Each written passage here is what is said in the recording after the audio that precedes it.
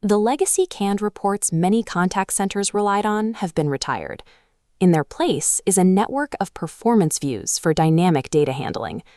This new model centers on a specific workflow. Find the correct performance view, shape the data with filters, save that design, and then produce the export. We are going to apply this logic to a specific project, building, customizing, and automating a daily Q health report from scratch. Mastering this environment ensures your reporting remains repeatable, and your data is governed across the entire organization. To begin, navigate to the Analytics Workspace. On the left, search Default Views for your starting point, while the right side Saved area houses custom designs, showing configured time periods and entities. Your business question dictates the view family. To know how a queue is performing, select Queue Performance. Other questions regarding contacts, self-service, or routing will lead to Interaction, Flow, or Skills views. We'll select Queue Performance Summary. Choosing the correct base view is the first critical decision. If the base view doesn't contain the right population or grain of data, the final report will be inaccurate. Before touching any other setting, address the time zone. You must set this before selecting a date range, as boundaries shift based on this setting. We'll set our zone first, then select Yesterday. To keep the data clean, we'll apply specific filters. For this report, we are only including the voice media type and interactions with an inbound direction. Be careful when selecting media. Choosing voice and callback at the same time can cause one to clear the other. Always confirm your icons are still active before moving on. This scoping process ensures your report reflects a specific, actionable population rather than an unfiltered mass of data. With the scope set, open the column picker. This is where you select and reorder the metrics to match your specific requirements. First, we need demand and response counts. Answer percentage and abandon percentage use the offered denominator. ASA only counts wait times for answered interactions. Average wait is broader, including abandons or flowouts.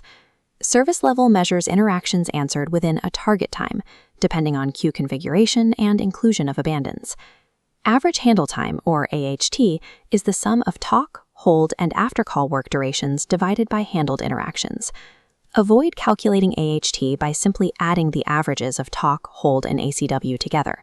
Because those component averages may use different qualifying populations, you must use the cumulative duration totals to find the true average. Understanding the math behind these system definitions ensures that your staffing and operational decisions are based on accurate data. If the standard metrics don't match your business logic, you can build a custom calculation directly in the column picker. For example, we can build an outcome-based answer percentage that specifically adds abandons and flowouts into the denominator. To understand the why behind these aggregate numbers, you can pivot to the Agent or Interactions tabs within the same view for more detail. From the Interactions tab, you can copy a specific conversation ID.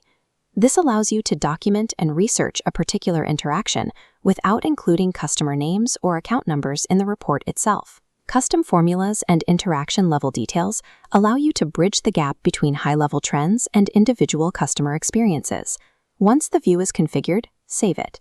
Use a clear naming convention that includes the subject, the population, and the time period.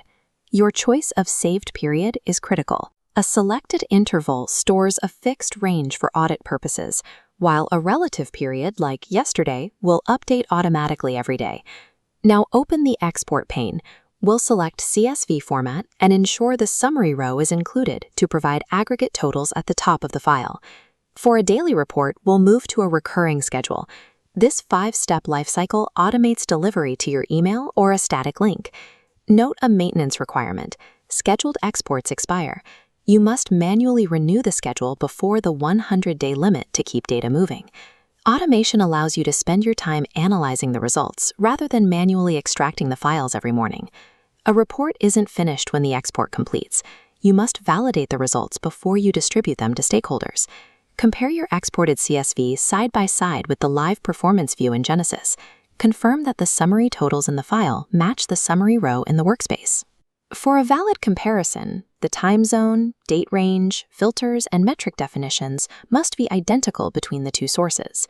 Rigorous validation is the final step in ensuring the integrity of your analysis. Your clean, validated, and fully automated report now arrives in the recipient's inbox exactly on schedule. We achieved this by matching the business question to the right view family, setting time zones correctly, and strictly following metric definitions.